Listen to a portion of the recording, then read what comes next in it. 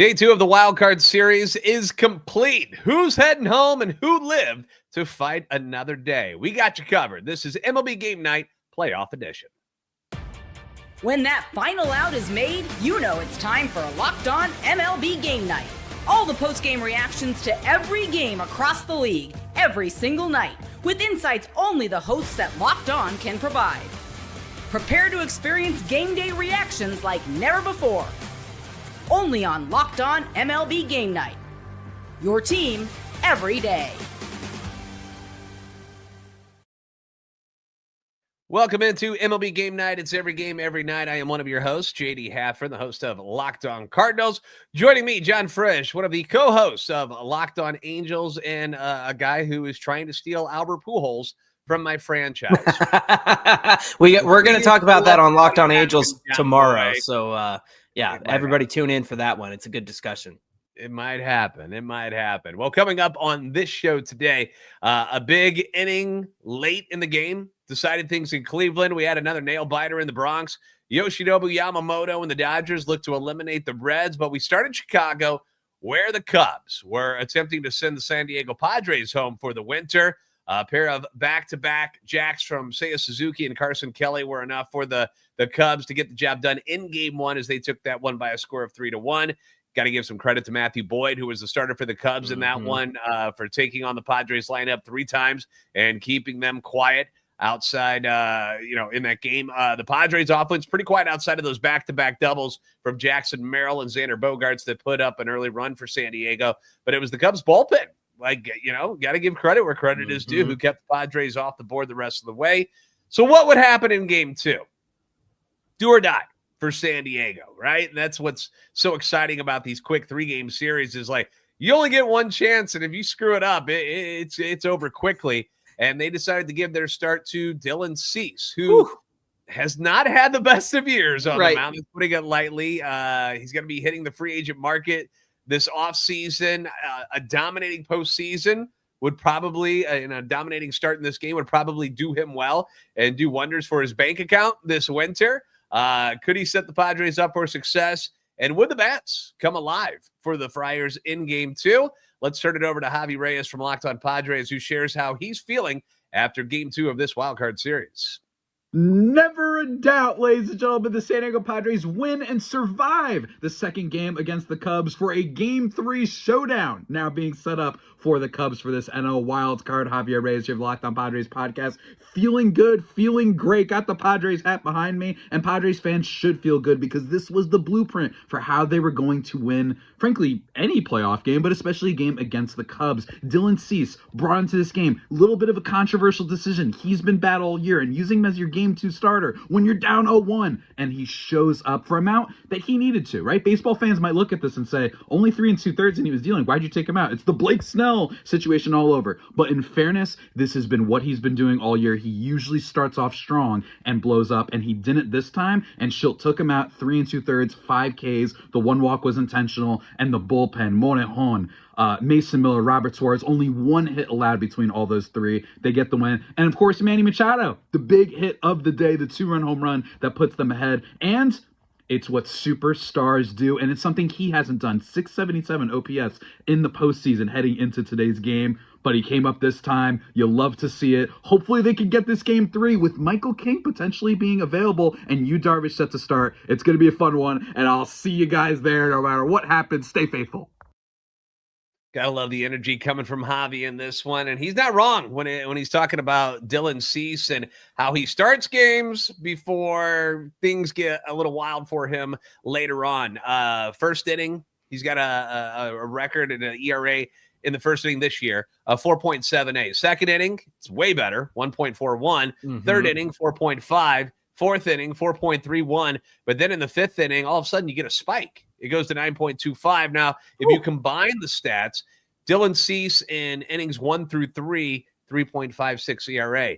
Innings 4 through 6, it jumps to 5.59, and then it climbs to 10.30 in the 7th inning and beyond. So, Mike Schilt, former manager of the St. Louis Cardinals, he's won Cardinals the NL legend of the Year award before. He's been up for the award a couple times. did the smart thing here. He knew his player. He knew what he's capable of, and he's seen this movie a couple of times already this year, obviously. And he's like, all right, so if we can get through 3, maybe 4 innings with him and not bad things happening, let's move on to this bullpen, which we have went and acquired all these amazing arms to shut things down. And I feel like that's kind of the blueprint for what the Padres needed to do in the first game and moving forward. Like, that's the thing, is their bullpen is so good that they don't need to wait until the 5th or 6th to move on from a starter. He mentioned Manny Machado with the big 2-run homer off of Shota Imanaga in the 5th inning.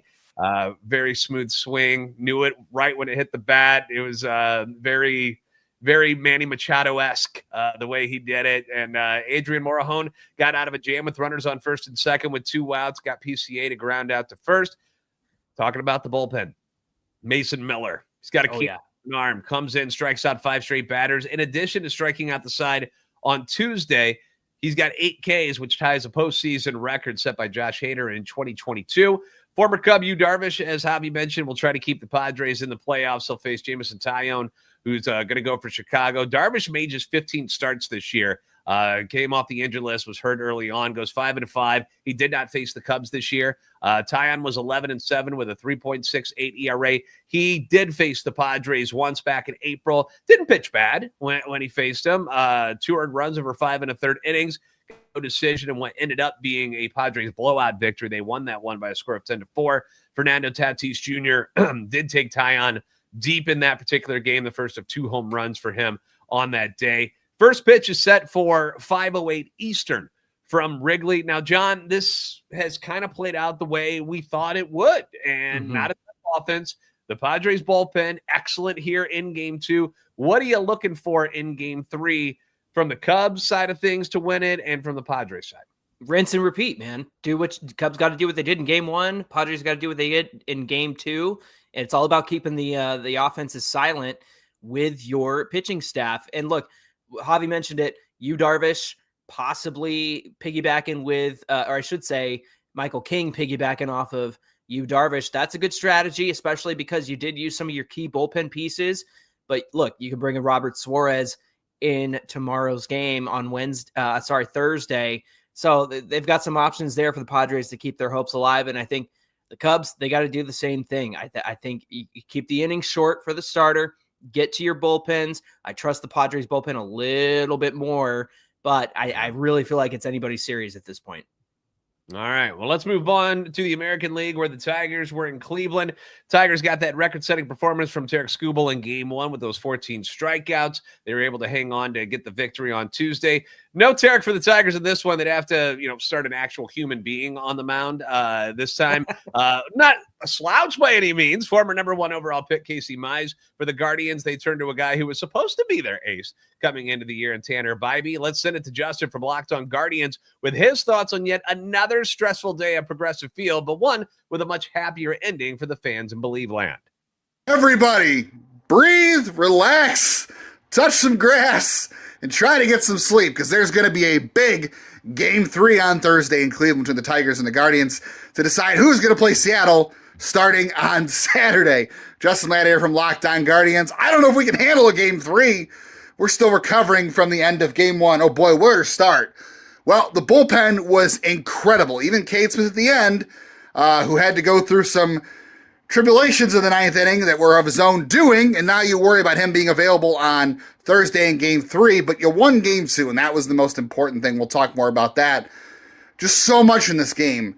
The home runs by George Valera, the huge home run by Brian Rocchio, the Bo Naylor home run that was obviously massive to spread this thing open. Daniel Schneemann with an RBI hit also to get a couple extra runs. Those were big as Cade Smith got in trouble. That call at third base when the Tigers looked like they took a 2-1 lead. Chase DeLauder had that uh-oh moment in center field in the first inning that Tanner Bybee pitched out of, and then went to Chase DeLauder and said, "It's going to be okay, man. You're fine. You're good." Chase DeLauder comes back, makes a big throw to third base, and the Guardians get the run cut down before it's a 2-1 Detroit lead because of that play at third base. That might have saved the season. That challenge all had to be done in split seconds. The throw from DeLauder, the tag from Jose, the challenge to look at the call, and make sure that the run didn't score before the out was at third. All massive. Everything in this game was magnified times 10, and we're going to do it again on Thursday. Slade Ciccone and Jack Flaherty come over to Locked On Guardians. We'll break it all down and get you ready to handle a Game 3. All right, I got a stat for you here, John. Tigers go 1 for 15 with runners in scoring position. Guardians go 2 for 3. There's there's your difference. There it is. Not like the Tigers didn't have chances to drive in runs, but they got away with it. Justin mentioned the possible starters for tomorrow. Former Cardinal legend Jack Flaherty against one of the great names in sports, and Slade Ciccone. Flaherty re-signed with the Tigers this year after he won a ring with the Dodgers last year. Much rougher season, though, this time around. 8-15, 4.64 ERA, 0-3 against Cleveland this season already, including his last 2 starts of the regular season were against Cleveland. So they've seen a lot of Jack Flaherty and seen a lot of him recently. As far as Ciccone goes, 7-7 on the year, 4.30 ERA, 1-1 against Detroit, but they last saw him on the 4th of July. So it's been quite a while since he's been on a hill to take on Detroit. First pitch is going to be at 3:08 Eastern. Coming up, after questioning Aaron Boone's lineup and his decision-making in Game 1, the Yankee skipper was back in a very similar spot again in Game 2, this time facing elimination. We'll tell you what happened next on MLB Game Night.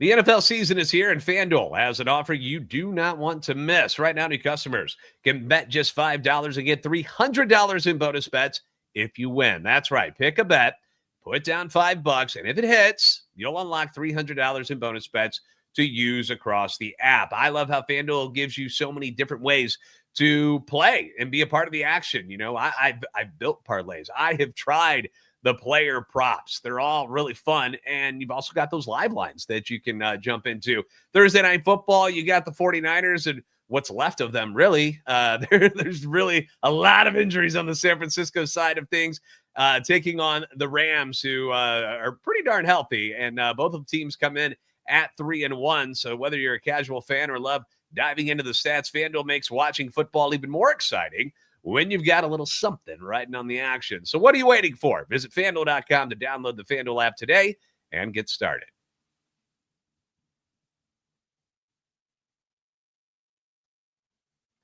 MLB Game Night playoff edition. We head to New York City. That's right. The Boston Red Sox and the Yankees.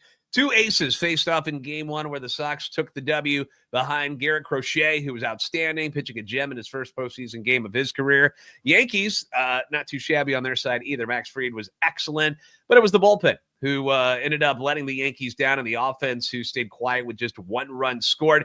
Game 2, you would have the lefty Carlos Rodon on the mound for the Bronx Bombers. He'd be matched with Brian Bayo from the Red Sox. So who would be the difference makers for this particular game, at least on the Yankee side of things? Well, we've got some answers for you. Brian of Locked On Yankees talks about 2 players who weren't in the lineup for Game 1 and how they made an impact in Game 2. We can finally exhale.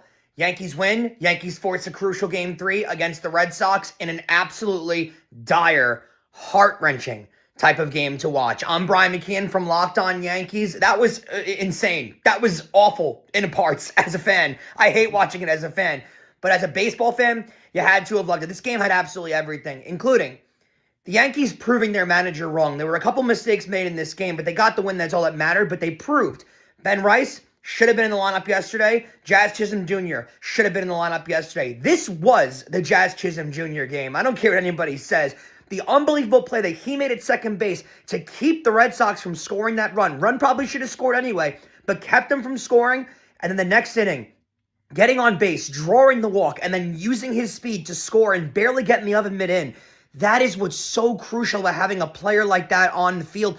He didn't even have a hit in this game. That's all that mattered, though, is the fact that he's able to get on base, create havoc, and score a run just like that. Such an important player, such an important game. Cam Schlittler will be on the mound tomorrow for Game 3. Yankees need to play really well, really smart baseball. They need to get to the Red Sox bullpen, which is probably likely, as they're starting a pitcher who's in his 4th start in his entire career. Crucial for the New York Yankees. Catch our reaction at 10 p.m. live everywhere you get your podcast, and you can catch it afterwards in podcast form. Locked On Yankees. See you there. So the lineup last night, no Ben Rice, no Jazz Chisholm, and there was something that was pointed out that, like, you're going to bench like 50-plus home runs and all of that offensive production that those two guys can bring you just because you don't like the lefty-lefty matchup. You know, you get to the playoffs. I know you could screw around with stuff like that during the regular season. And if you're a team that's built that way, where you've got so many really good pieces that you're allowed to do that, good for you. But when it comes to the postseason, the best players need to be playing. And, people were very upset that Aaron Boone decided that those guys were going to be on the pine. Ben Rice got the scoring, started for the Yankees in this one with that 2-run homer off Bayo. Carlos Herrera was your starter, got into a little trouble in the 6th inning, and this is another thing that was very similar to what happened in Game 1. Trevor Story hits the leadoff home run to tie it at 3, and then there's a walk to Alex Bregman, and Boone came out. And very rarely does Aaron Boone come out to the mound and not change pitchers. He doesn't usually just walk out there to talk to whoever's on the mound still. He usually pulls them when he's coming out, like he did with Max Fried on Monday. But he ends up deciding to leave Rodon in this game, and he delivered for him. He got Romy Gonzalez, who's a right-handed hitter, left him in to face him, which was like a little shocking, but got him to pop up, then gets Carlos Narvaez to roll into the inning-ending double play. Rodon pitched into the 7th, kind of ran out of steam at that point with a walk and a hit by pitch. But the Yankees bullpen, which has been a problem this year, was able to come through. Fernando Cruz able to finish that 7th with the score still tied. But as Brian mentioned, Jazz Chisholm, he had his fingerprints all over this game without getting a hit. He didn't hide the fact we saw the footage from the locker room where I'll demonstrate. Hold on. There we go. Had his back to the camera. He certainly, there you go. It was trying to answer questions. Was obviously upset about being left out of the game on Tuesday. He was the one who scores the go-ahead run, as Brian mentioned, from first base on Austin Wells hit to right field off of Garrett Whitlock. And when the hit happened, I was like, there's no way he's coming all the way. Oh my gosh, he's coming all the way around. He never stopped running, was at full speed. It was a blur the whole time. Made it around the base pass and snuck in there. Devin Williams and David Bednar got the last 2 innings for the Yankees to close it out. On the other side of things, let's hear from Gabby from Locked On Red Sox, who explained how manager Alex Cora's strategy just didn't go their way in this loss to the Yankees. Well, the Red Sox did a lot of the little things wrong in a game in which their strategy backfired on them. I'm Gabby Maljanian from Locked On Red Sox, and the Red Sox fell 4-3 against the Yankees tonight in Game 2 of the Wild Card Series. Another intense atmosphere at Yankee Stadium, which we knew, and Alex Cora put a lineup out there that heavily utilized the speed that he has on the roster, and a ball that went over the first baseman's head of the Yankees at one point in this game allowed Nate Eaton the opportunity to score, but he stayed at third base. He was partway down the third base line, was thinking about trying to score, but hesitated and came back to third. In a way, maybe you don't score there because it didn't go that far past the first baseman, but in the grand scheme of things, you have him in the lineup for his speed, so utilize that speed in a playoff game. So that's one thing. Cedar Rafaela popping up a bunt attempt was another big reason why the Red Sox lost this game. Garrett Whitlock was not sharp and was used for 47 pitches. That was another problem, was that he didn't have his best stuff, and Alex Cora was super aggressive in managing the bullpen in this game after Brian Bayo had a really short outing. He wanted matchups, so he put in Justin Wilson to face the Yankees' lefty-heavy part of the lineup. As a result, it wasn't the Red Sox night. Got to buckle down in Game 3 and get the win behind rookie Connolly early on the mound. All right, so wrapping up things for this particular game, Trevor Story had a heck of a night. What a great season it's been for him altogether. Seriously. After so many injuries since he got to Boston, but had a 2-run single and a home run in this one.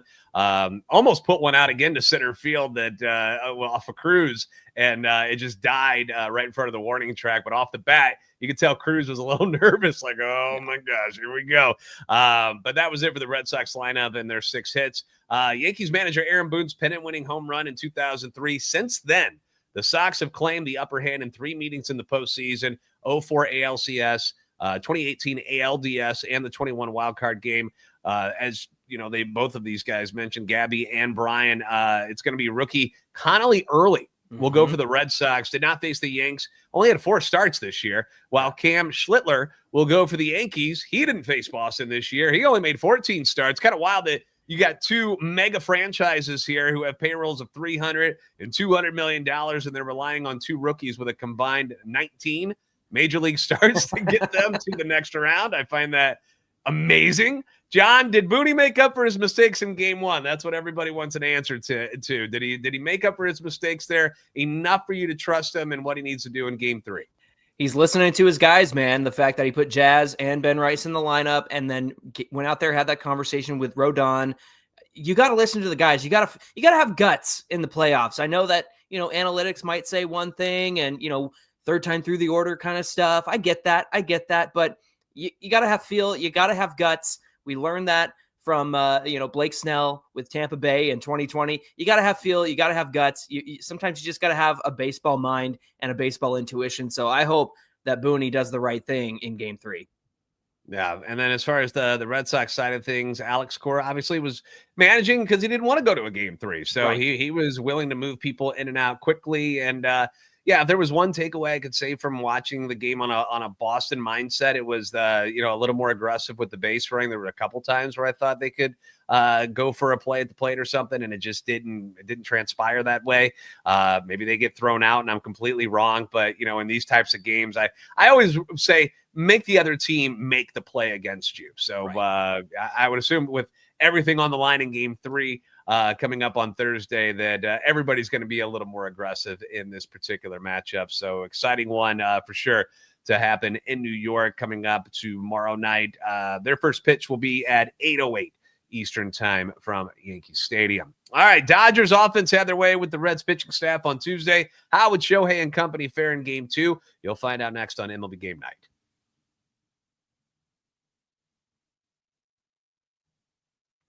Today's show is being brought to you by PrizePicks. It is the daily fantasy app where making the right call can actually pay off. Now, you and I, we make decisions every day, but on PrizePicks, being right means cha-ching. We're cashing in, boys and girls. With football back, PrizePicks is the simplest and fastest way to get in on the action. It's so simple, too. You just pick more or less on 2 to 6 player projections, and you can turn your takes into real prizes, and you do it all in less than 60 seconds. I'm a big fan of going with the amount of passing yards for certain quarterbacks. It is a passing league, so when I see something that's a little bit low, I'm kind of like, they're gonna beat that. So I pick one of those guys to do it. Download the PrizePicks app today. Use code LOCKEDONMLB to get $50 in lineups after you play your first $5 lineup. That's code LOCKEDONMLB for $50 in lineups after your first $5 play. PrizePicks, it's good to be right. Today's show also brought to you by Gametime. Nothing like catching a baseball game live. You've seen some of our hosts out at some of these playoff games, and it's a lot of fun to be around those kind of atmospheres, but actually getting tickets, that can be the tough part. Queues, login screens, prize fees, it just kind of takes the fun out of getting your tickets in the first place, which is why we use Gametime, the app that gives the advantage back to fans. It's fast, it's easy, and it's backed by the Gametime guarantee, where you always get 100% authentic tickets delivered on time and at the best price. I've never been let down by Gametime in the dozens and dozens of times that I've used it. And one of my favorite parts is all your fees are included. I used to get so mad when you would see those hidden fees pop up at checkout. You don't have to worry about it here with Gametime. The price you see is the price you pay. Faster, cheaper, less stressful. Why would you go anywhere else? Download the Gametime app, create an account, use code LOCKEDONMLB for $20 off your first purchase. Terms apply. Again, that's promo code LOCKEDONMLB for $20 off. Swipe, tap, ticket, go. Download Gametime today.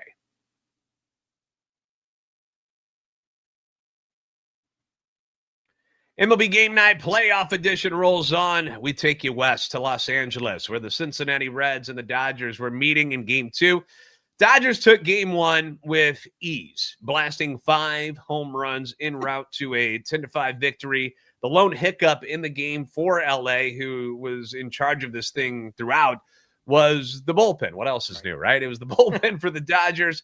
So the question coming into Game 2 was, could the Reds make Dodgers starter Yoshinobu Yamamoto work enough to where they could get to their bullpen quicker. That was kind of the goal in this one. And, the way they were able to with Blake Snell to force LA to dip into that bullpen earlier than they want to. Blake Snell went 7 innings in game 1. That is not what they wanted. They wanted to push him out by the 5th inning at the latest.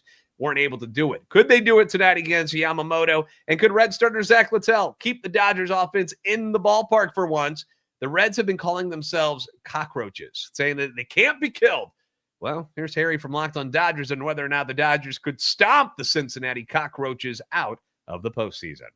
Told you on Tuesday's crossover edition of Locked On Dodgers with Locked On Reds that LA would sweep Cincinnati in the wild card, and that's literally what happened. The Dodgers won 8-4, and do you remember that gif of Grandpa Simpson just walking in and walking out? That was the Cincinnati Reds postseason appearance. 2 games. They're out. The Dodgers, they're into the NLDS against the Philadelphia Phillies. I'm mostly positive. The only thing that worries me, I don't want to say the bullpen, but it's just whoever's on the mound in the 8th inning. Yesterday, Tuesday, it was Alex Vesia and Edgardo Henriquez being very, very shaky. Today, it was Emmett Sheehan, who's been very solid for the Dodgers. So it's not about who's on the mound, it's about just the 8th inning being an issue for the Dodgers. Because Roki Sasaki, he came in the 9th. He was lights out, 2 strikeouts, 11 pitches, took care of the side. And now the Dodgers, they won. They're on against the Phillies. Do you think LA will be able to get through Philadelphia or not? All right, Harry feeling confident. It's a good word to use there. Confident about what he saw from his Dodgers. And why wouldn't you? It was an 8-4 Dodgers victory. Reds threatened numerous times with the bases loaded, but couldn't come up with that big hit and deliver in those situations. The bullpen use wasn't the typical guys that you want to see. And Harry kind of touched on that where, it was normal dudes really in the first game. And then in the second game, no, they were like, okay, let's see who else we got. We're not going to use these people. Although Vesia was in there again tonight. Yoshinobu Yamamoto able to pitch into the 7th inning. So you get back-to-back starts. Excellent starts from both Snell and Yamamoto, which never hurts. The only damage allowed in this one was 2 unearned runs, and this is against Yamamoto. 2 unearned runs due to a misplay by Teoscar Hernandez. Kind of a blooper down the line in right field, hits the heel of his glove. 2-run score leading to Sal Stewart's driving in Gavin Lux and Austin Hayes in the 1st inning. So that was it was there. The Dodgers make 3 errors in this particular game, so it wasn't like the cleanest of games for them defensively. After Yamamoto, you got the combination of Blake Trinan, Emmett Sheehan, as Harry brought up, Alex Vesia, and then Roki Sasaki to finish out the game. Sheehan gave up 2 earned runs to Sal Stewart and Tyler Stevenson. It was kind of funny because you don't see this very often. Yeah. But mid at bat, Dave Roberts came out of the dugout. He was like, "You're done." And I think it was a 1-2 count. It was a 1-2 count on Will Benson. So a left-handed hitter. And so he goes and he goes to the bullpen and brings in another pitcher. And so the Reds countered by bringing in Miguel Andujar, who comes in with a 1-2 count and is like, "Well, dude, what do you want me to?" First pitch was like up in his eyes. He swung out and struck out right away. So it did not work out very well for him. But you don't see that very often where there's a pinch hit unless there's an inning, like an injury, right? If a pitcher gets hurt, you see him get pulled in the middle of a count, or if a batter gets hurt, he gets pulled. No, both of them got sweat. They were healthy. They were fine. But that's what Dave Roberts chose to do, and it worked out for him. TJ Friedel struck out looking with the bases loaded, and the game finished with that 8-4 final score from there.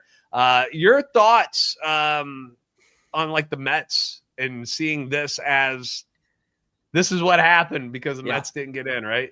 I'm going to quote my friend and fellow Angel fan, Swilly Sports from John Boy. The Mets died for this, JD. This is what we got from Cincinnati. Look, I know it was a mismatch from the beginning, unfortunately, for Cincinnati, but man, frustrating to see them pitch the way that they did. In fact, if you don't mind, I'm going to kick it to Jeff Carr of Locked On Reds. He's got his thoughts on Cincinnati pitching and their performance over the last 2 days. Well, the one reason that we thought that the Cincinnati Reds making the playoffs in any way, shape, or form would be fun was the one thing that betrayed them the most, and that was their pitching. 18 runs in 2 games that they allowed to the Dodgers. And I get it. The Dodgers have this lineup full of all-stars, and they spent $1 gajillion billion on them. I understand that. But pitching was supposed to be the strength of this team. And there's definitely a lot to be said about how Terry Francona mismanaged the pitching in Game 2. But there was just no pitching for the Reds in this game. And when they don't pitch, there is no reason to believe that their lineup will make up for those defects, because their lineup is their defect. A lot of time for reflection coming soon, and it's fun to make the playoffs and all this other stuff, but that was 18 innings of torture. Yeah, it wasn't easy. It was, Littell gave up 3 and 3 1/3. He got beat up for 6 hits. Nick Martinez, who's been very good for the Reds this year, is kind of a swingman. Only got 1 out when he came in and allowed 3 earned runs, 4 hits, walked a guy like he was terrible.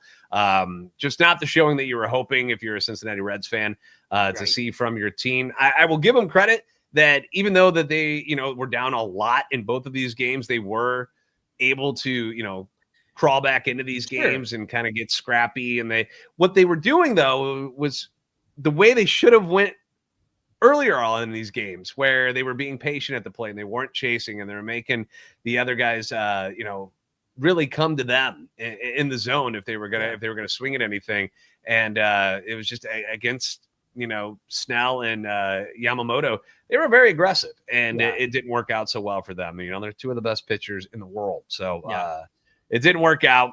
Coming into the series, John, I called it David versus Goliath, and this time around in this particular story, Goliath squished David like a grape.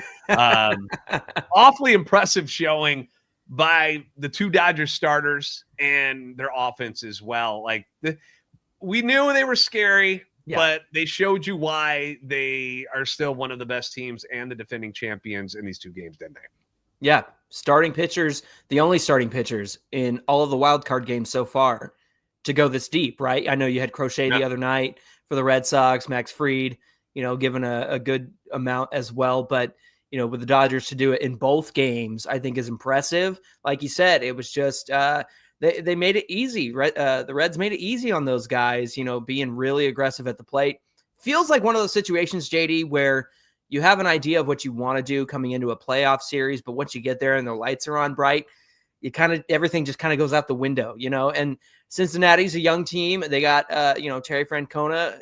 I don't doubt that we'll see them in the playoffs again, but, disappointing first appearance for the Red Sox under this new regime and with a lot of these young players. Get them next time, boys. You can do it. Yeah, and if anything, use this as a learning tool where you got a taste of what it's like. You went up against arguably the best team in the world. And you were able to, it wasn't close games, but you competed and you kind of learned what it's going to take to move on in a series. So that's the one way to look at it. And we'll see what kind of turnover the Reds have in the offseason. But I am looking forward to Dodgers Phillies. Oh yeah, that is going to be one hell of a matchup. With all credit to the Milwaukee Brewers for doing what they do, but I think a lot of people would say the Dodgers and the Phillies are the 2 best National League teams. Would you agree or disagree? I'm definitely taking the Phillies in that one for sure. I just think they're the more complete team. Not a lot of holes throughout the offense, pitching staff. I know they have a lot of lefties, but I think the bullpen's going to hold up better than the Dodgers will. But the Dodgers are getting creative, bringing in Trinan and then Sheehan and then going to Vesia, Roki at the end. Maybe they're still talking about Ohtani being in that pen too. Dodgers, if they stay creative, which Dave Roberts did last year when he, threw the bullpen game against the Padres and threw them completely off balance to win that series. I don't doubt what Dave Roberts can do as a manager of the Dodgers. He'll find a way, that's for sure. All right. Well, that'll wrap things up for night 2 of the Wild Card Series. So we got 3 more games that will happen on Thursday. So once again, you're going to have the 3 o'clock, 5 o'clock, 8 o'clock Eastern times for the starts for all these games. Winners move on, losers go home. That's why we love this stuff. That's why we love the postseason. Thank you guys for joining us for this episode. Don't forget to like, share, and subscribe. We hope you guys will come back and visit us next time on MLB Game Night. Every game, every night until a World Series champion is crowned.